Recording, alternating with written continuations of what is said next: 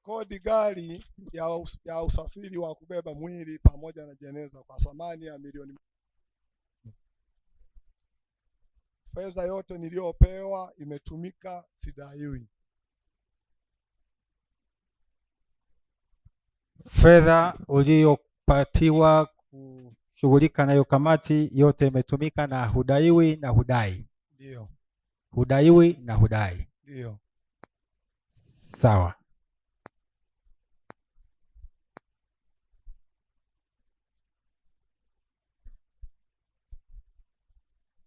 Huku inakuwa milioni 4,100,000 kwa mujibu wa maelezo yako. Kuna fedha iliyotumika kutengeneza njia shilingi 100,000. Ulikuwa hujaisema eh? Ndio. Okay. Kwa hivyo hudai, sidaiwi. Hudaiwi. Wajumbe wako waliokuwa nao, ulikuwa na wajumbe wangapi? Wajumbe 6. Wote wamehudumu vizuri? Walihudumu, 2 walikuwa na ruhusa. Walikuwa na uzuru. Kwa hiyo wamehudumu 6 pamoja 4 pamoja na ni 2. Ndio. Imekuwa 6. Haya. Ndugu wajumbe, kuna swali kwa kamati ya usafiri? Kuna ushauri? Hakuna. Basi tuwape maua yao. Kamati ya chakula, tukimaliza mtatuambia kuhusu wajumbe wenu. Tulipitiwa kuwauliza kuhusu wajumbe mliokuwa nao. Kamati ya mapambo. Asante sana mwenyekiti. Kamati yetu ya chakula tulikuwa na wajumbe 8. Walioaga ni 2, mmoja na mgonjwa, wengine wote tulikuwepo. Asante. Wafikishie pongezi hizo. Kamati ya mapokezi, mapambo. UK7 yajayo nafurahisha. Yajayo nafurahisha. UK7. Kwa majina naitwa Doto Ngusa Mndwa. Natokea kanda ya Katoro. Nimehudumu kama mwenyekiti wa kamati ya mapambo na muziki. Nakiri kupokea shilingi milioni 6,590,000. Naomba katibu wangu atupe mwongozo. Katibu, karibu. UK7. Kwa majina naitwa Jackson Kasuku. Nimehudumu kama katibu wa kamati ya mapambo na muziki. Nakiri kupokea milioni 6,590,000 kutoka kwa mwenyekiti. Changanuo. Tumetumia milioni 6,440,000. Tumebakiza 1,150,000. Kwa hivyo mambo yote yamekamilika na amebakiza fedha hizo. Haya, mtazikabidhi kwa muhusika. Wajumbe mliokuwa nao? Tulikuwa na wajumbe 6, wamehudhuria 5, mmoja ameomba uzuru. Haya. Ndugu wana UK7, kuna swali kwa kamati hii? Kuna ushauri? Hakuna. Basi tuwape maua yao.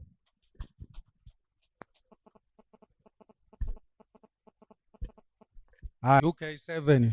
Yajayo nafurahisha. Kwa majina naitwa Ngunda Masunga Bugubugu kutoka kanda ya Katoro. Nakiri naitwa mwenyekiti wa kamati ya mazishi. Nakiri kupokea milioni 1,500,000 katika kamati yangu. Katibu wangu hapa atoe mchanganuo. Hello. Nakiri kupokea milioni 1,500,000 katika kamati ya mazishi. Milioni 1? Milioni 1,500,000. Na wewe unaitwa mwenyekiti wa kamati ya mazishi.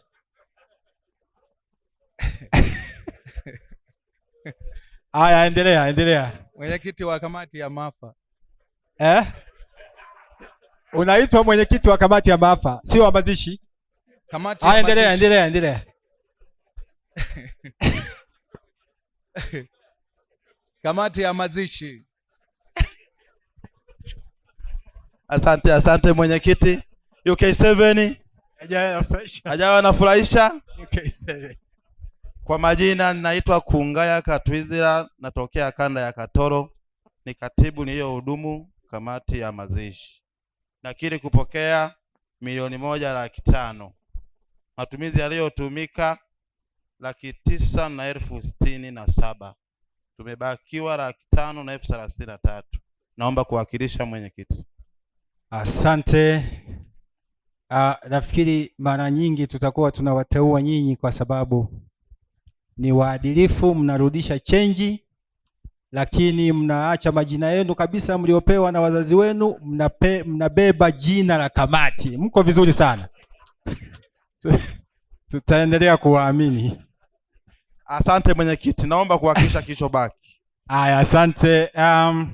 Wajumbe wangu tulikuwa wajumbe 4, wote walikuwepo. Okay. Ndugu wana UK7, kuna swali kamati ya mazishi? Hakuna swali? Kuna maoni au ushauri? Hakuna. Basi tuwape maua yao.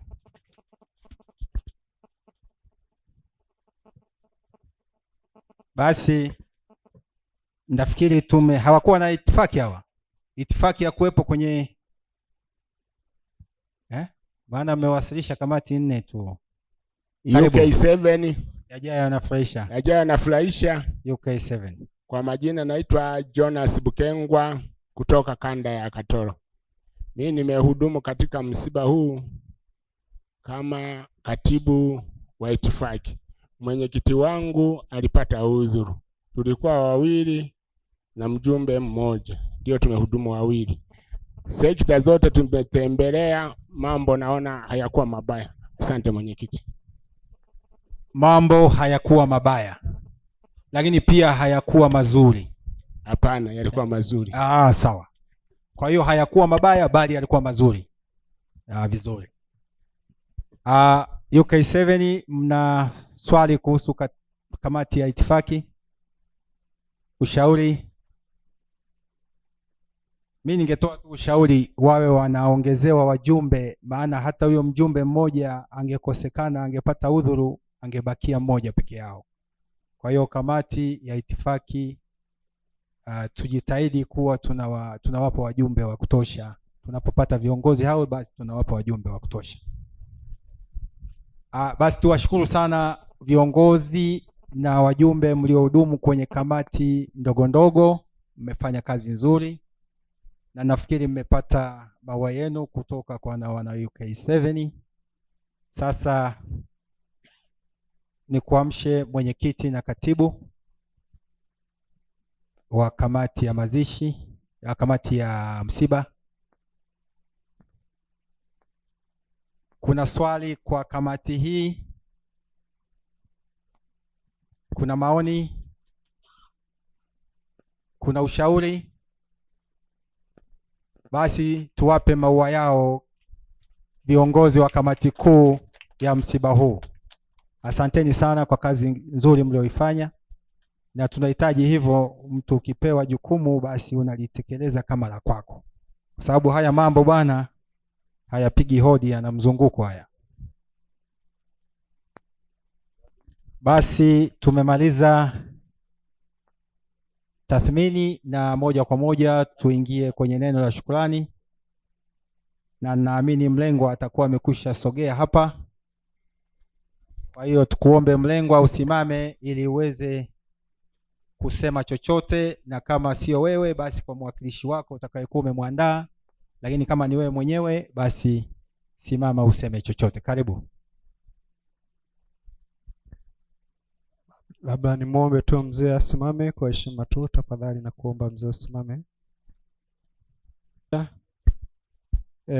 Kwa familia, kwa niaba ya familia ya Kishepo, kwa niaba ya familia ya mfiwa, tunatoa shukrani zetu za dhati UK7 kwa ushiriki wenu kuweza kutufariji katika tukio hili ambalo linatia simanzi, linatia huzuni, lakini Uwepo wenu umetufariji sana familia.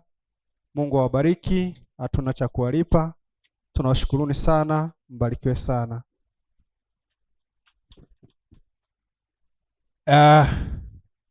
Wakati nakwenda kumpa maiki katibu wetu mkuu kwa ajenda inayofuata, basi nitoe nafasi hii kwa mwenyekiti wetu wa UK7 walau aweze kuwasalimia kidogo. Sio busara akaondoka bila kusikia sauti yake. Karibu sana mheshimiwa mwenyekiti.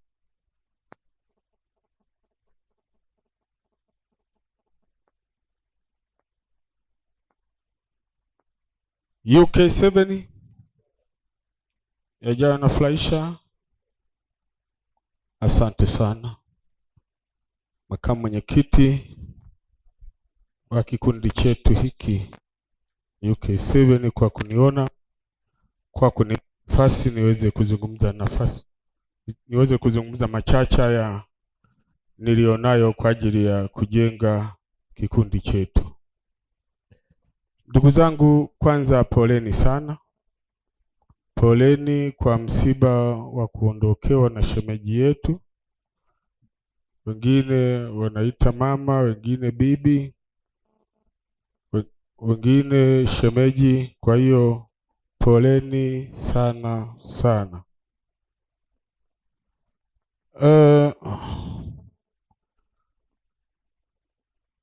Nilikuwa nahitaji kuzungumza mambo machache sana ambayo yanatuleta kwenye msingi ule ambao tunauhitaji kwenda nao na UK7 iweze kupiga hatua.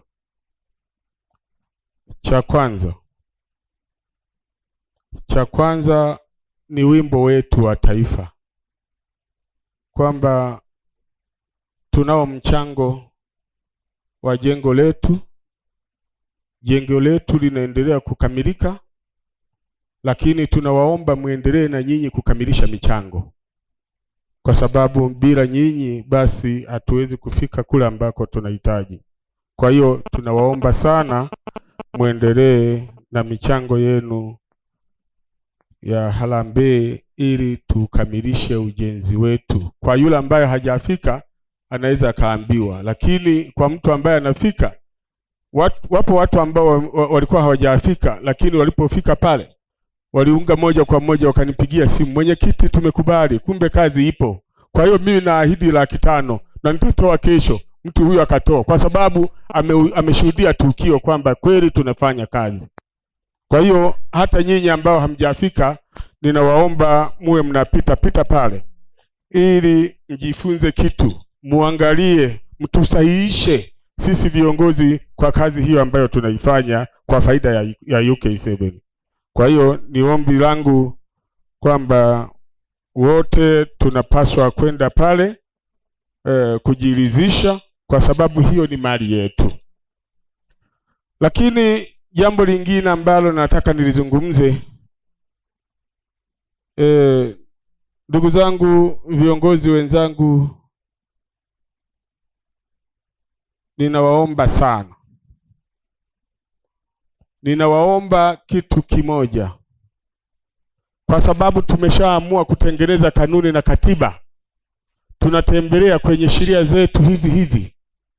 Basi viongozi tusiwe walemavu sana kupita hata wanachama wa kawaida. Kwa hiyo tunapokuwa tunafanyaje? Tuna delay sisi viongozi, tunatengeneza udhaifu ndani ya kikundi. Nalisema hilo kwa sababu gani?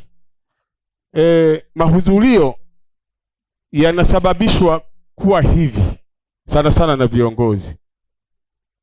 Viongozi mnaweza mkawa mnasababisha mahudhurio yawe hivi kwa sababu nyinyi ndio mnatengeneza udhaifu. Tusikubali kufanya hivyo, kwa sababu sifa, najua kila mtu anapenda sifa, lakini kwenye ukweli, ukiusema ukweli utasifiwa baadaye, tena utasifiwa kuliko hata sifa za leo.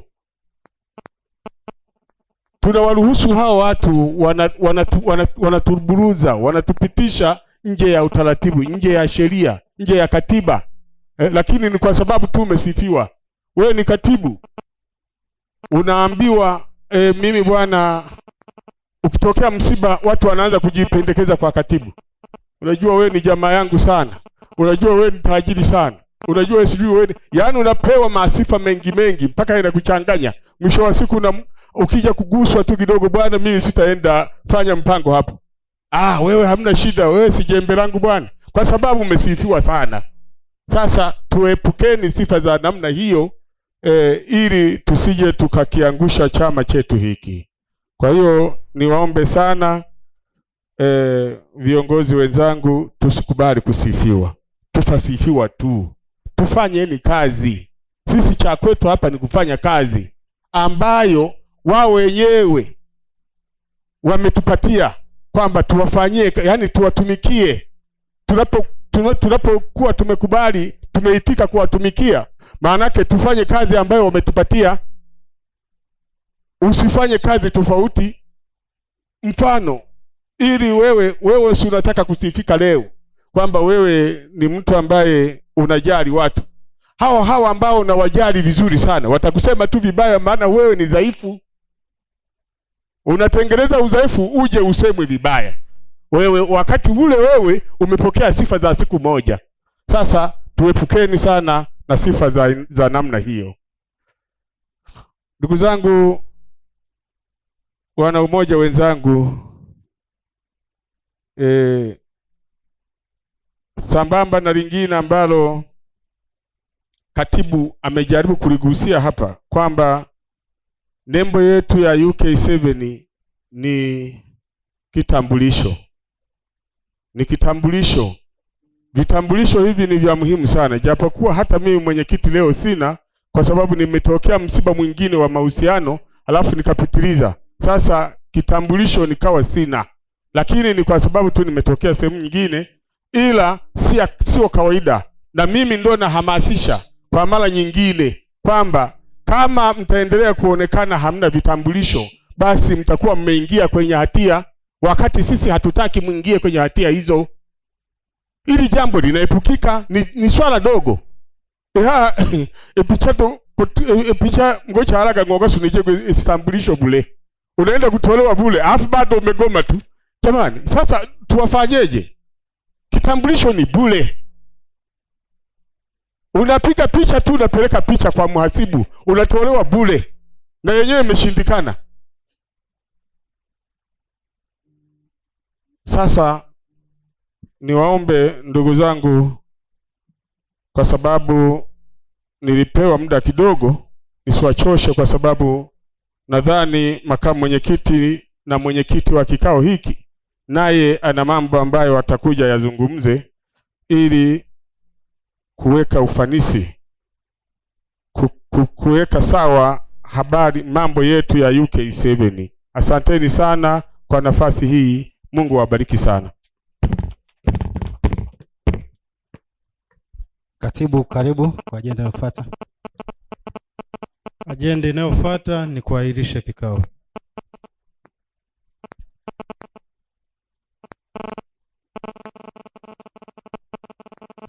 UK7,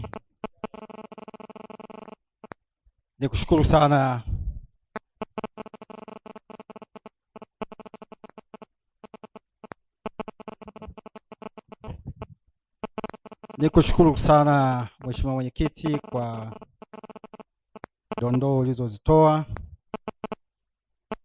na kwa namna ambavyo umeendelea kuwa unawahimiza wanachama wetu waendelee kukipambania chama hiki, kwa sababu kikundi hiki ni kikundi kikubwa, na sisi kama wana UK7 tuendelee kuwa walinzi, tuendelee kuwa na wivu, tuendelee kutoa macho kabisa kwa mtu ambaye anataka kutusambaratisha. Tuendelee kuwa wamoja. Umoja huu ni muhimu sana.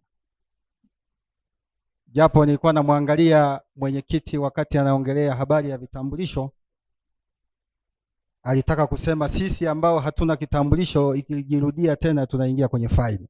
Kumbe akachengesha kidogo. Ndugu zangu wana UK7, kubwa zaidi mimi niwapongeze kwa namna ambavyo tumeendelea kushikamana. Tuendelee na mshikamano huu kwa sababu una tija.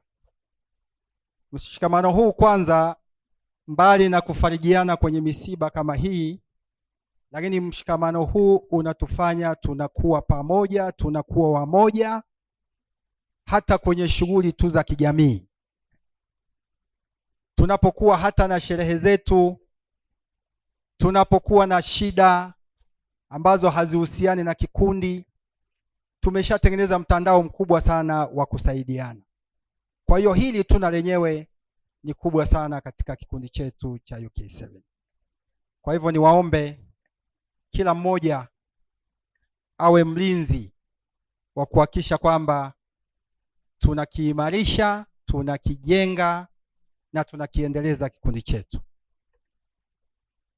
Neno yajayo yanafurahisha, sio neno la kihuni, ni neno lenye maana pana na maana kubwa sana.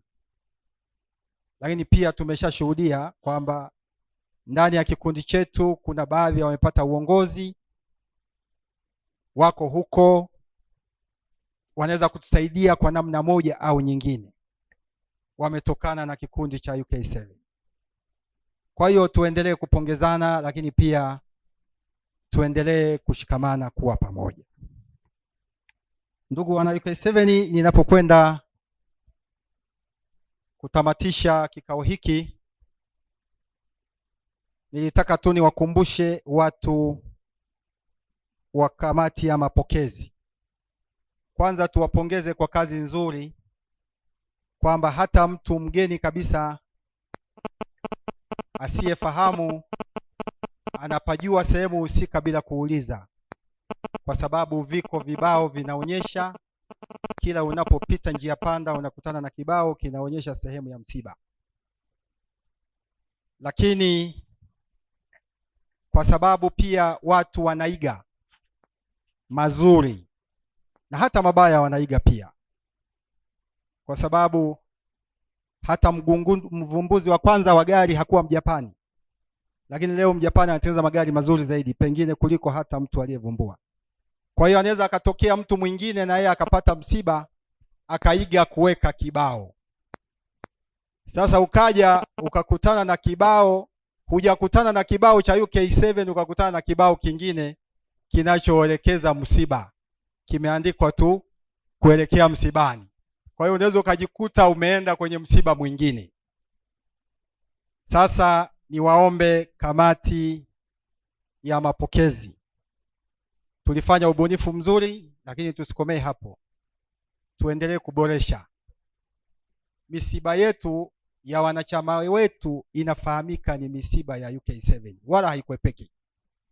Kwa hivyo walau pale kwenye kibao kiandika kuelekea msibani, alafu naweka UK7 kwa chini.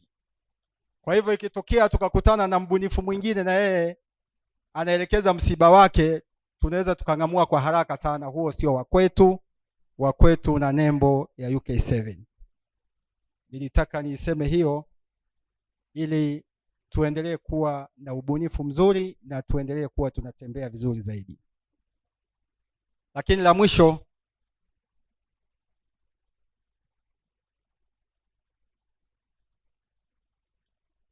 Lakini la mwisho ni lile ambalo tumekuwa tukiwaasa siku zote, kwamba tunapokuja kwenye misiba kama hii tunakuja na magari yetu, mengine tukiendesha wenyewe na mengine yakiendeshwa na madereva.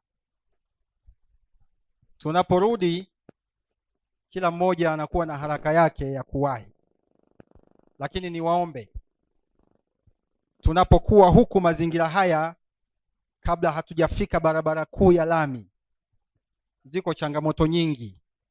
Tunapita kwenye vijiji na barabara pengine ni nyembamba. Twendeni kwa staha. Twendeni kwa staha. Twendeni kwa spidi ya kawaida mpaka tutakapofika huko, basi tunaweza kujiachia. Wakati wa kuja huwa tunakimbia spidi kwa sababu mtu anawahi. Pengine mtu amelala Biharamulo na akaona atachelewa, sasa anakuja kwa spidi.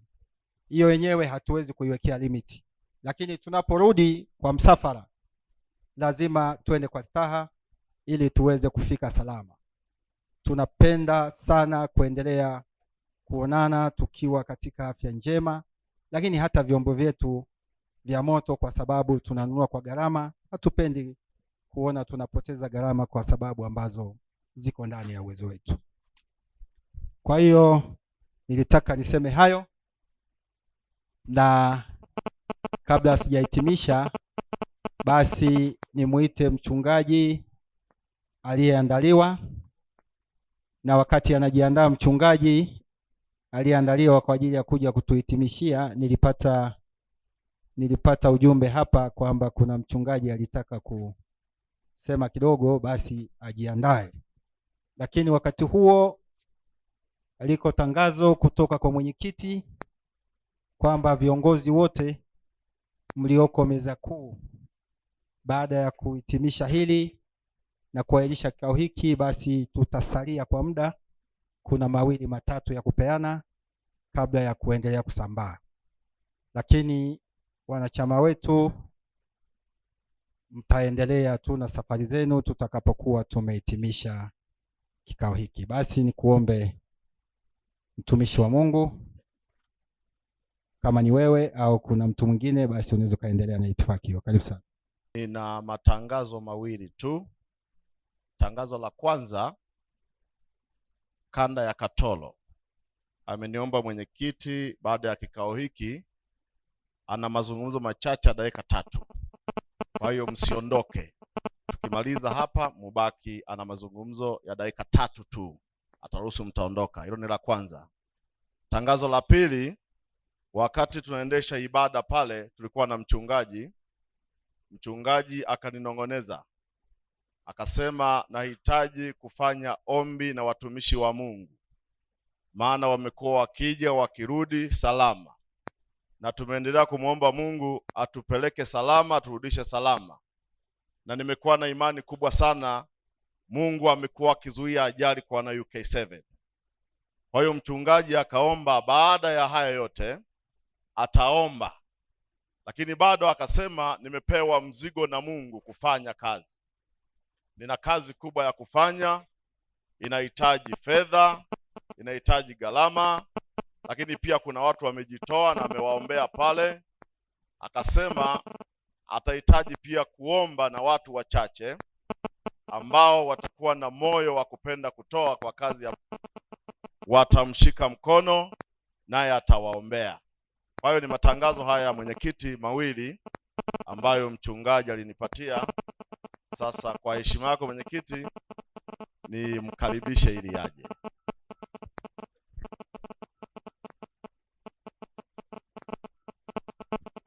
Basi mwenyekiti amenipa kibali hicho, lakini mchungaji unaombwa kuwa na maneno mafupi tu kidogo na maombi, halafu watu wanaenda mbali ili wafike mapema. Karibu mchungaji. UK7 yajayo yanafurahisha. Mimi langu la kwanza ni kuwashukuruni kwa umoja wenu. Bwana awabariki sana. Ukweli mnatenda makubwa na mmekuwa mfano wa kuigwa. Si jambo dogo na si jambo haba kuamua kushikamana. Hivyo Mungu awabariki. Mchana hapo tu nilinyanyua watu wachache kwa upendeleo kidogo, maana wao walifanya jambo hata bila kuwasiliana na mimi, na likawa jambo zuri lilo kuna moyo wangu. Lakini nilipoketi nikasema nisiwe mnyimifu wa fadhila kwa kuomba kwa wachache, lakini nyomi ya watu wazuri kama ninyi, halafu tusimwambie jambo Mungu. Kwa hiyo nikatamani kwamba baada ya wakati huu niombe pamoja nanyi kwa kusoma fungu moja ambalo ni fungu la baraka, na nipende kusema kwamba mahali fulani jambo hili katika siku hizi za mwisho, Bwana hatoma madini yote na dhahabu yote, Ameahidi ataitoa nje na wale wanaoitafuta atawapatia, ili itende kazi kwa jamii na itende kazi yake. Na kwa sababu hiyo msiwe na shaka, Bwana atawapatia. Fungu la 11 la Isaya 60 anasema malango yenu, hii ni baraka, naomba niwapatie. Malango yenu nayo yatakuwa wazi daima, hayatafungwa usiku wala mchana, ili watu wapate kuwaletea utajiri wa mataifa na wafalme wao wakiongozwa pamoja nao. Na kwa maana kila taifa na ufalme wa watu wasiotaka kuwatumikia Bwana atawaangamiza. Naam, hayo yataharibiwa kabisa. Kwa hiyo changu ni kwamba jamani, tunaporudi, malango yenu yawe wazi daima, usiku wala mchana yasifungwe, mpokee utajiri wa mataifa. Haleluya. Mwisho wa wakati tu mjumbe wangu nilimwambia ninaishi na watu wa kawaida huku, lakini ukweli nyinyi mmefanya mambo makubwa huku. Nikaona kwamba jimbo linajua huku nina watu ninaoishi nao wanafanya mambo makubwa, lakini ukweli ninyi mmeniunga mkono, mmeniheshimisha. Nimepewa goli la ujenzi wa ofisi milioni 10. Nina watu tu wa kawaida huku, na nimepewa kwa sababu wameona mmejenga makanisa, mmejenga mambo makubwa. Sasa kwa sadaka yenu ya leo, sijaihesabu, nitaiunganisha kupunguza hilo goli. Na ikiwa kuna mmoja atapenda tena niunge tu mkono, hiyo milioni 10 tuiondoe baada ya ombi, basi unaweza chombo kiko hapo, unaweza ukaunga mkono, na jioni baada ya hesabu wenye kiviti wangu nitawapatia taarifa kwamba hiki ni cha UK7. Najua wapo wetu wana kadi, na tuna mwenyekiti wetu hapa Sinane wa jimbo, lakini pia kidogo cha kuniondolea aibu, maana ukishwa na vijana wadogo, mbona hujakamilisha goli? Si ni aibu jamani? Mniondolee tu hiyo aibu. Basi baada ya kusema hayo, ni kuombe kwa ridhaa yako niwaombe. Tunakushukuru makamu mwenyekiti, makatibu na washukuru. Basi tunaweza tukiwa tumekaa tufumbe macho tuombe. Baba yetu uliye Mungu wetu, kwa kweli ninakuamini. Hakuna siku ambayo tumefanya mkataba na wewe na usitende.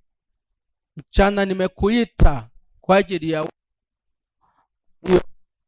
moyo kwa kuunga mkono kazi yako, ni heshima yako. Na sasa hawa wengi wametenda matendo makubwa. Nilishuhudia siku ile Baba, siku ile ya kukumbukizi la Magufuli, watu hawa walitoa mamilioni 10 ya pesa kujenga makanisa. Kwa nini usiwabariki? Kwa muda huu tena nimewaomba kuniunga mkono.